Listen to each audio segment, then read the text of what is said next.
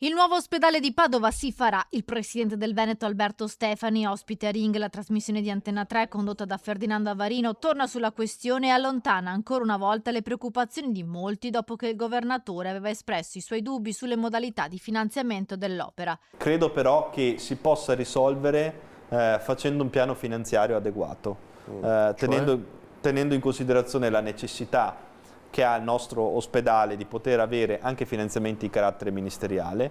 Io ho semplicemente chiesto di poter esplorare dei finanziamenti ministeriali, perché è giusto che la Regione possa ambire ad avere finanziamenti di carattere nazionale, e soprattutto per un'opera strategica come questa, che è un'opera che ovviamente ha a che fare con tutto il territorio. Si fa a Padova Est, ma è un'opera che riguarda tutta la regione del Veneto. L'interlocuzione con i comuni di Padova e l'università è aperta e molto proficua, prosegue Stefani, che sta valutando altre formule di finanziamento e spiega perché è contrario al finanziamento dell'opera da parte di INAIL. Un accordo con INAIL che di fatto è una locazione per 20 anni, più di 20 anni, pagando 25 milioni all'anno, probabilmente più la maxirata finale legata al costo dell'opera, probabilmente è meno conveniente rispetto ad avere dei finanziamenti di carattere ministeriale e magari ad avere una possibilità di acquistare quell'opera, perché ricordiamo che alla fine non sarebbe nostro, ma invece non è lo sarebbe, nostro, ma è di INAIL, quindi tu paghi un canone di locazione a INAIL che si tiene l'ospedale. Io credo che piuttosto la Regione debba provare ad esplorare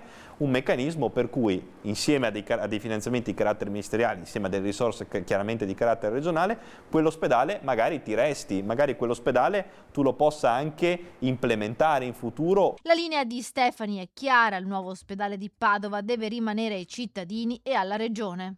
Noi dobbiamo essere proprietari di quell'opera, dobbiamo poterla governare, altrimenti rischiamo di pagare un canone di locazione ad un ente che di sicuro non è un ente che ha a che fare con la Regione del Veneto, e tra l'altro non diamo risposta ai cittadini. Noi dobbiamo poter anche risparmiare, e quindi se risparmiamo, ovviamente facendo la stessa opera e mantenendo il tuo stesso cronoprogramma, sono soldi che piuttosto reinvestiamo anche negli altri ospedali. Una cosa forte e chiara.